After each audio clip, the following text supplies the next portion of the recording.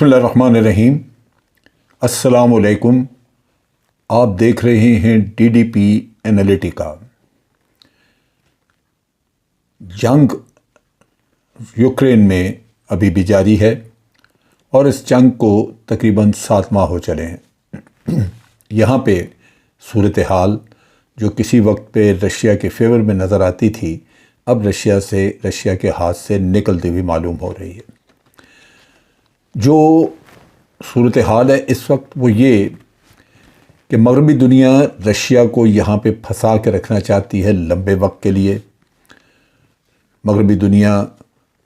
Ukraine को हर तरह की सप्लाईज मुहैया कर रही है, उनके सोल्जर्स को ट्रेन कर रही है, मुख्तलिफ़ किस्म के हाई टेक वेपन्स उनको दिए जा रहे हैं और इंटेलिजेंस इंफॉर्मेशन वगैरह भी हर तरह की मगरबी दुनिया ख़ुसूसन अमेरिका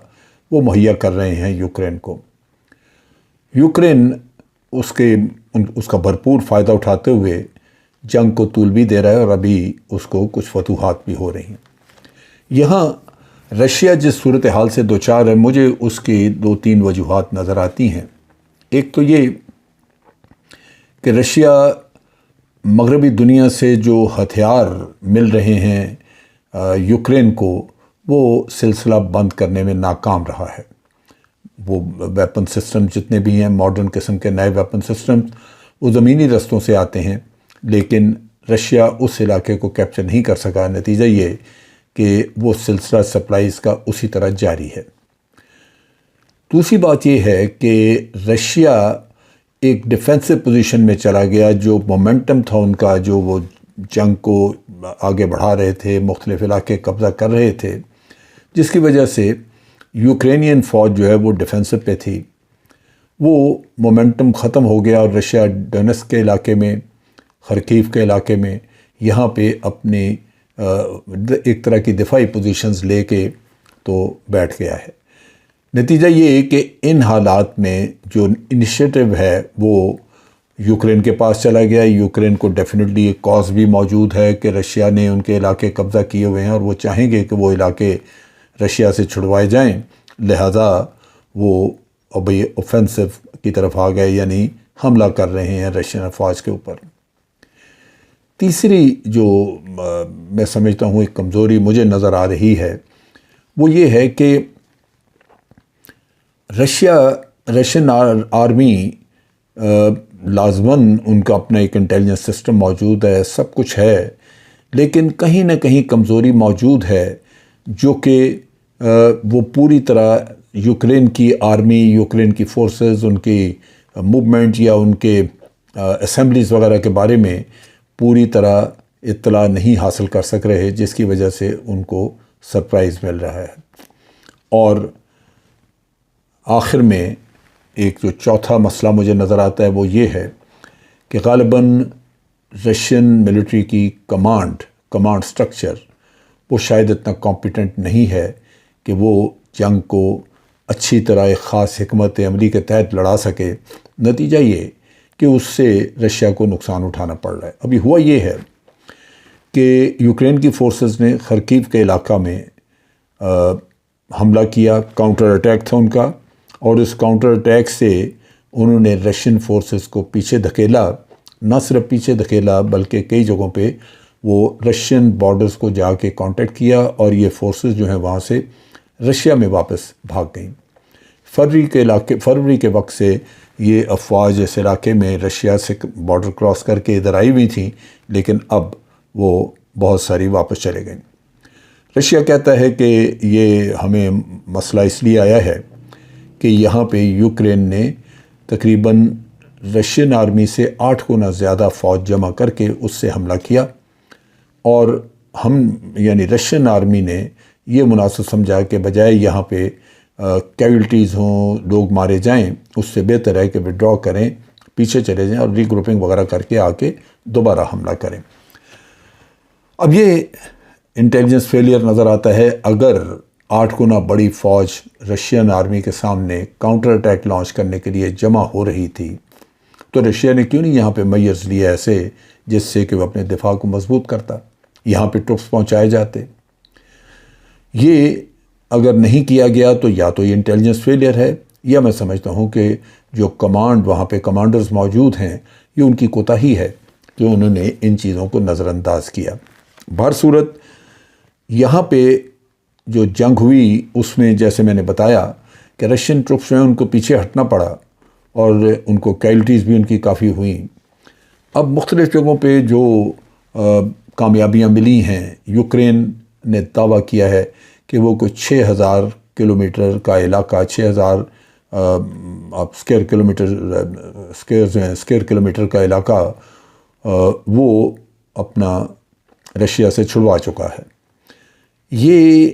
کہنا کہ وہ رشیا سے اتنا بڑا علاقہ چھڑوا چکا ہے، یہ کہنے کو تو ٹھیک ہے، یوکرین دعویٰ کرتا ہے، لیکن اس کی کوئی کنفرمیشن کہیں نہیں ہے۔ ایون امریکنز جو ہیں وہ اس دعوے پہ شک کرتے ہیں، لیکن ایک چیز واضح ہے کہ کچھ نہ کچھ علاقے یوکرین نے لازماً واپس لیے ہیں رشیا سے، اور رشیا کو شکست ہوئی ہے یا وہاں سے پیچھے ہٹنا پڑا ہے۔ یوکرینین سولجر جو ہیں انہوں نے جو دیہات، گاؤں جو کہ رشیا کے قبضے میں جا چکے تھے، کئی انہوں نے ان سے واپس جو لیے ہیں اس کو انہوں نے ویڈیوز میں بھی دکھایا ہے، جس سے لگتا ہے کہ وہاں پہ رشیا کے جھنڈے وغیرہ لگے ہوئے تھے مختلف جگہوں پہ، جن کو وہ اتار رہے ہیں، پھاڑ رہے ہیں۔ 5000 کے قریب یہاں پہ سویلینز تھے جو کہ رشین تھے، اور رشیا کو ان کو واپس رشیا میں دھکیل دیا گیا ہے۔ اس وقت جو پرفارمنس ہے رشین آرمی کی، اس کے اوپر چیچن کمانڈر قادروف جو ہے اس نے بہت ہی افسوس اور آپ کہہ لیجیے کہ مایوسی کا اظہار کیا ہے، کیونکہ ان کے مطابق رشین آرمی کی پرفارمنس مناسب نہیں ہے۔ اسی طرح جو یوکرین کی جو ریپڈ ایڈوانس ہے، جو تیزی سے وہ آگے بڑھے ہیں، اس سے رشیا کی اپنی افواج کے اندر بھی تھوڑی آپ کہہ لیجئے کہ کچھ تقسیم نظر آتی ہے، جہاں محسوس کیا جا رہا ہے کہ لوگ خود بھی آرمی کے اندر، یعنی رشین آرمی کے اندر مطمئن نہیں ہیں اس پرفارمنس سے۔ دو طرف سے حملہ ہوا، یوکرین میں نے جو کاؤنٹر اٹیک کیا وہ دو طرف سے کیا، اور جو مبصر ہیں وہ یہ بتاتے ہیں کہ رشیا دو طرف سے یعنی اس ڈبل حملے کو سنبھال نہیں سکا۔ نتیجہ یہ کہ آج جو صورتحال ہے وہ وقت کے ساتھ ساتھ بدلتی جا رہی ہے، اور رشیا کو یہاں پہ خاصی مشکلات کا سامنا ہے۔ جو یوکرینین فورسز تھیں انہوں نے یہ بھی دعویٰ کیا ہے کہ وہ روس کی جو سپلائی ہب اس علاقے میں، جہاں سے وہ ازیوم کا علاقہ ہے جہاں سے وہ سپلائیز دے رہے تھے، یا کوپیانس کا علاقہ ہے جہاں پہ ان کے جو ایڈمنسٹریٹو سیٹ اپ تھا یہاں پہ فوج کا، وہ یوکرین دعویٰ کرتا ہے کہ ان کے قبضے میں جا چکے ہیں۔ اگر یہ علاقے بھی قبضے میں جا چکے ہیں تو اس کا مطلب یہ ہے کہ یہاں پہ رشیا کے سپلائیز کا انتظام بھی جو انہوں نے بنایا ہوا تھا وہ تہس نہس ہو گیا ہے۔ رشین ڈیفنس منسٹری نے جو نقشہ پبلش کیا ہے، جو انہوں نے نقشہ دیا، اس میں انہوں نے دکھایا ہے کہ جو رشین فورسز ہیں وہ خرکیو کا علاقہ تقریباً سارا خالی کر چکے ہیں۔ اس کا مطلب ہے کہ رشین ڈیفنس منسٹری نے بھی یہ تسلیم کر لیا ہے کہ رشیا کو پیچھے ہٹنا پڑا یہاں پہ۔ لیکن رشیا اس بات پہ مصر ہے کہ یہ ان کو شکست نہیں ہے یا یہ سیٹ بیک نہیں ہے، یہ ایک حکمت عملی کا حصہ ہے، اور وہ دعویٰ کر رہے ہیں کہ یوکرین میں جو بھی ان کے مقاصد ہیں وہ بالآخر حاصل کر کے رہیں گے۔ یہاں پہ جو ملٹری کمانڈرز ہیں ان کے بارے میں جب سوال کیا جاتا ہے کہ ان کی پرفارمنس کے بارے میں کیا رشین صدر پیوٹن وہ کیا واقعی فکر مند ہیں، تو اس کے بارے میں کوئی جواب ملا نہیں، لیکن ڈیفینیٹلی رشین کمانڈرز کی پرفارمنس وہ نہیں جو کہ ایک اتنی بڑی طاقت کی ہونی چاہیے۔ آج رشیا، اگر ہم اس کے افواج کی تعداد دیکھیں، اس کے ویپن سسٹمز دیکھیں، اس کی کیپیبلٹی دیکھیں کہ ان کے پاس نیوکلیئر سسٹمز وغیرہ کتنے ہیں، تو وہ ایک بہت بڑی قوت ہے۔ لیکن اتنی بڑی قوت آج یوکرین میں پھنسی ہوئی نظر آتی ہے۔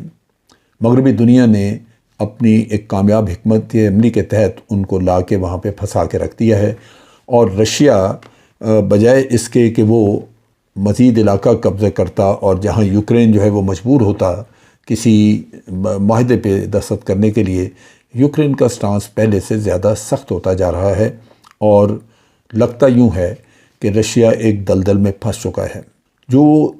اسپیشل آپریشنز جس کا رشیا نے دعویٰ کیا تھا کہ وہ کنٹینیو کرتا رہے گا، وہ اب ہالٹ ہوا نظر آ رہا ہے۔ رشین پالیسی اس وقت جو جنگ میں نظر آ رہی ہے وہ یہ ہے کہ زمینی افواج تقریباً اپنا معاملہ روک چکی ہیں، لیکن رشیا کی میزائلز،